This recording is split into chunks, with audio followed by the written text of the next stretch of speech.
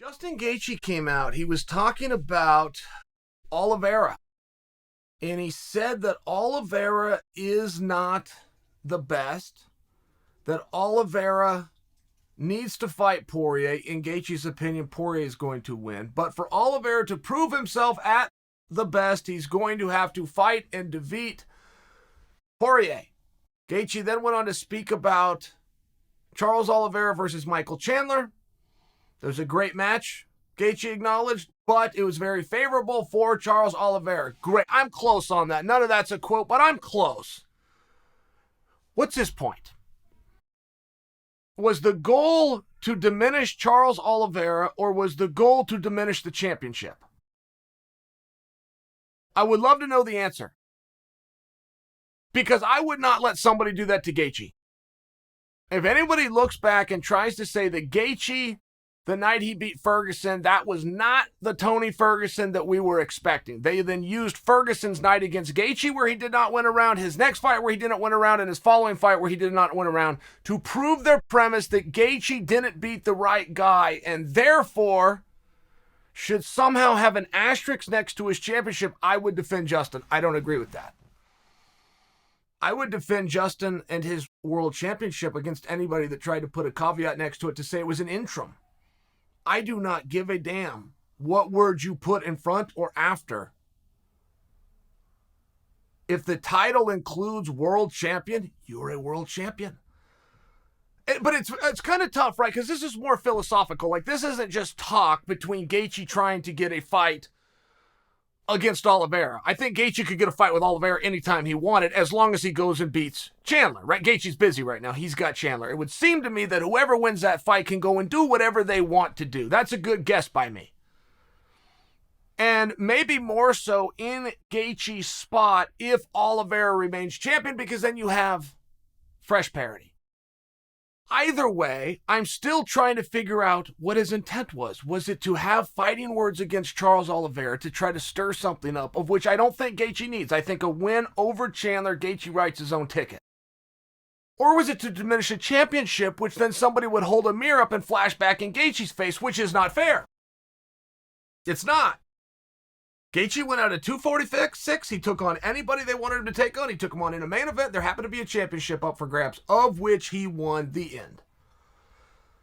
You are left to ask yourself, though, would you rather be the best or would you rather be champion? And I get where a competitive mindset is going to say, I'd rather be the best, but if I'm the best, I'm going to be champion. That historically is not true. It is simply not true. I'm not sure we know who the best is right now. It would be very tough with the architecture, which does not exist competitively within combat sports. It would be tough, but I can go back and look at guys, and there are a few that will stand out, that stood the test of time. Floyd Mayweather, best in the world. It's tough to come on the back of that. I think Lennox Lewis would have a very good argument. I think what Tyson Fury is on the cusp of doing would be a good argument, but there's other guys where I could discount them easily. Mike Tyson. Mike Tyson was the heavyweight champion of the world. He was the same age and the same weight class as Evander Holyfield. And Evander told anybody who would listen, I can beat him. I am the best in the world. When they finally got him together after keeping him apart for over a decade, Evander not only beat him, he didn't even have a very hard time beating him, which proves the point of Evander that Mike never was the best, ever. If there was a competitive architecture in place, there is no history book anywhere that would refer to Mike Tyson as the former heavyweight champion of the world. And that's not me being a dick about it at all. Mike should be able to take that. He's revered. He made plenty of money and had plenty of opportunities. If I'm talking about who the best was, Mike never made an Olympic team. He wasn't even the best amateur within this country, let alone the best amateur within the world. So somehow a guy who's not even the best amateur in America goes on to be the best pro in the world. I think that you have reason to question that. Particularly when there's a guy who's saying, I can beat him, and when given the opportunity, he did. But which would you rather be? Would you rather be Evander Holyfield, who was the best, or would you rather be Mike Tyson, who was the champion? Do you see where I'm not insulting Tyson? It kind of sounds like I am, but I'm not. Do you see where having the power of the pen and the bureaucracy, The mandate of the masses: control the narrative within the media, pick your own opponent largely, and keep the belt, whether you're the best or not. Do you see where that becomes a part of the game? And for anybody that mastered that game, come hook or crook, if they mastered that game, and even for one night only, they had a gold belt wrapped around their waist that declares they are the best in the world, they are. They won the game. Through a competitor's eyes, falsely, they will believe that the champion and the best are the same thing. There is an entire game being played. Just to be given the opportunity to fight for that belt, you had to do some part of that game very well. You had to. You had a few things go your way, turned out you were pretty good at it. Maybe you even grabbed that belt for a night. I can remember within our sport, and Matt Hughes is the one that said it. They woke Matt Hughes up to inform him he was world champion. By the way, I'm giving you a history lesson. Matt was fighting Carlos Newton. They crash down to the cage. Both guys go out. Matt comes to first. Okay, you get to be champion. Now, Big John McCarthy, who was reffing that match, does not agree with what I just said. That's what it appeared for the viewer. I was a viewer. I happened to be there live. It was my first UFC ever. I got to see it live. That's what I thought happened. What I thought I saw was that both guys go out.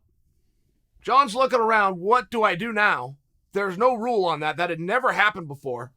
So John's going to have to figure it out in this moment, and nobody's going to argue with him because there is no rule on it, and he is the authority figure. Matt comes to first. Boom, you win. You're the champion. John has told me since that's not what happened, that my eyes lied to me, and John had a totally different answer. I don't look to dispute that or get what the exact point was. All I'm attempting to prove for you guys is it was a little bit of a surprise, and it wasn't some overwhelmingly impressive performance that got Matt the championship in the first place. Matt kept the belt, kept his mouth shut, moves down the road, has a title fight. He's going to defend it. Successfully defends it, and then and only then on the mic says, you're never really the champion until you defend it. Simple line. Not really even all that good of one, but it caught on. It caught on in our sport, and other people started to say it. I heard announcers starting to say, well, you're never really the champion until you defend it. I heard other fighters starting to say it. It's one of these things that is absolutely false. It does not stick around. Any more than Gaethje wasn't champion because he was interim champion. Yes, he was. Yes, he absolutely was the champion.